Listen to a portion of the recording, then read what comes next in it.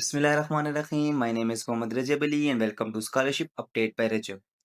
आज की इस वीडियो में हम डिस्कस करेंगे कि हमें अपने educational documents specially for under graduate study के लिए कौन-कौन से एजुकेशनल डॉक्यूमेंट्स हमें अटेस्ट करवाने होते हैं, कहाँ से अटेस्ट करवाने होते हैं, इस पर कितना टाइम लगता है और इस पर टोटल एक्सपेंस कितना आता है। तो आज की इस वीडियो में हम स्टेप बाय स्टेप हर एक अटेस्टेशन के बारे में बात करेंगे और उसके बारे में आपको कंप्लीट डिटेल दूँगा।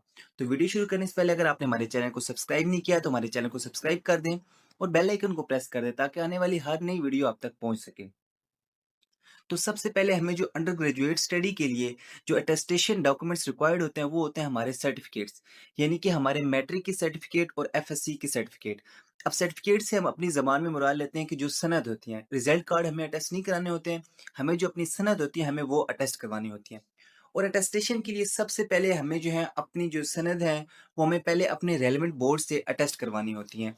हम उनकी ऑनलाइन वेबसाइट पर अप्लाई करते हैं और अपने जो डॉक्यूमेंट्स हैं, जो सर्टिफ़िकेट्स हैं उन्हें अटेस्ट करवाते हैं।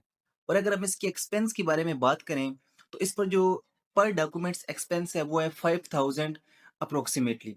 5000 इसके राउंड अबाउट ये डिपेंड करता है अपने-अपने बोर्ड में कि हर बोर्ड की कितनी फ़ीस है। तो मैक्सिमम जो उनकी फ़ीस होती है वो 5000 पर डॉक्यूमेंट्स होते हैं वो आपको अटेस्ट कर देते हैं। और इस अटेस्टेशन के लिए 2 से 3 दिन लगते हैं क्योंकि ये सारा प्रोसेस ऑनलाइन होता है। आपको ऑनलाइन ही अप्लाई करना होता है। आपने अपने जो डिग्रीज़ होती हैं वो उनके पोर्टल पर सबमिट करनी होती हैं और आपकी जो है 1 से 2 दिन के अंदर आपकी जो अटेस्टेड डॉक्यूमेंट्स हैं वो आपको रिसीव हो जाते हैं सॉफ्ट फॉर्म में। उसके बाद अगला प्रोसीजर होता है कि हमने आईबीसीसी से अटेस्ट करवाने होते हैं। आईबीसीसी से अटेस्ट करवाने के लिए ये उनकी पहली रिक्वायरमेंट्स है कि आपके जो डॉक्यूमेंट्स हैं आपके रेलेवेंट बोर्ड से मस्ट अटेस्ट होने चाहिए। आपने पहले अपने डॉक्यूमेंट्स अपने रेलेवेंट बोर्ड से अटेस्ट करवाने हैं और उसके बाद आईबीसीसी से आप अटेस्ट करवा सकते हैं। आईबीसीसी से अटेस्टेशन का जो प्रोसीजर है वो ये है कि सबसे पहले आपको इनकी अपॉइंटमेंट ऑनलाइन पोर्टल से लेनी होती है। इनकी अपॉइंटमेंट लेने के बाद आपको जो डेट अनाउंस की जाती है, जो डेट आपको अलॉट की जाती है, उसी दिन उसी टाइम आप उनके ऑफिस में जाते हैं और अपने डॉक्यूमेंट सबमिट कराते हैं। और जब आप इनकी जो अपॉइंटमेंट है वो ले रहे होते हैं तो पर डॉक्यूमेंट जो है वो आपसे 1200 चार्ज किया जाता है। यानी आपका उनका पर डॉक्यूमेंट 1200 का चालान होता है जो आपने ऑनलाइन सबमिट करना होता है। उसके बाद उस चालान का प्रूफ और अपने एजुकेशनल डॉक्यूमेंट्स जो हैं वो आप लेकर उनके ऑफिस चले जाते हैं। वो आपके एजुकेशनल डॉक्यूमेंट सबमिट कर लेते हैं और उसी दिन ही आपको अटेस्ट करके दे देते हैं। इसके अलावा जो लोग अपॉइंटमेंट नहीं लेते हैं और फ़ौरन उसी दिन ही चले जाते हैं, तो उनके लिए भी एक एक्सप्रेस सर्विस रखी गई है जिसपे वो 3000 पर डॉक्यूमेंट्स लेते हैं और आपको उसी टाइम जो है और ये इवनिंग का टाइम स्पेशल एक्सप्रेस सर्विस होती है, आपको डॉक्यूमेंट्स जो हैं वो अटेस्ट कर देते हैं। और इस पे जो अप्रोक्सिमेटली कॉस्ट है वो है 1200 पर डॉक्यूमेंट्स। उसके बाद जो हमारा थर्ड प्रोसीजर है, जो थर्ड अटेस्टेशन का प्रोसेस है, वो है मोफा से, मिनिस्ट्री ऑफ फॉरेन अफेयर्स के ऑफिस से हमने अटेस्टेशन कराने होते हैं। और ये अटेस्टेशन बिल्कुल फ्री ऑफ कॉस्ट होती है, इस पर कोई हमारा एक्सपेंस नहीं आता।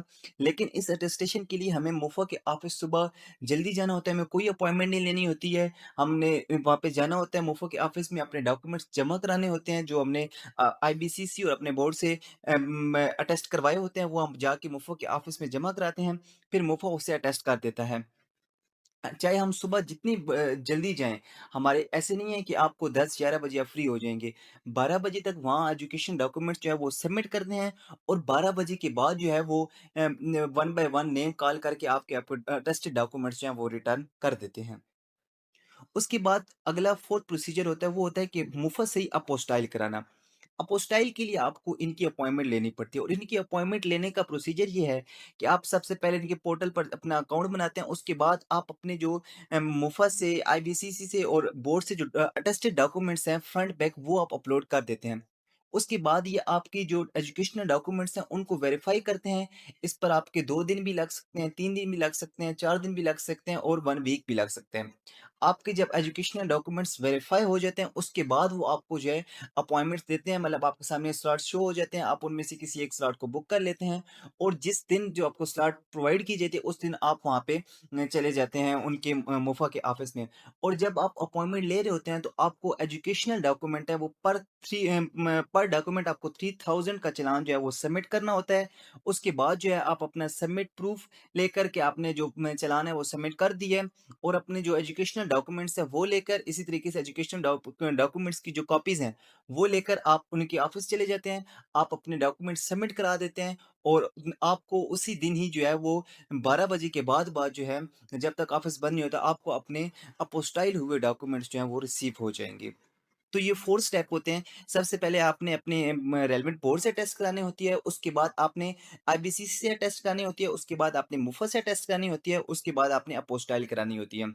जो मुफ़ा से अटेस्टेशन का प्रोसेस है वो सिंपल फ्री ऑफ कॉस्ट है, उसपे कोई चार्जेज़ नहीं किए जाते हैं, लेकिन जो अपोस्टाइल का प्रोसीजर है, इसके अलावा जो आईबीसीसी से आपने अटेस्ट कराना है या आपने अपने रेलेवेंट बोर्ड से अटेस्ट कराना है, तो उसके लिए आपको जो उनका चालान है वो पे करना होता है।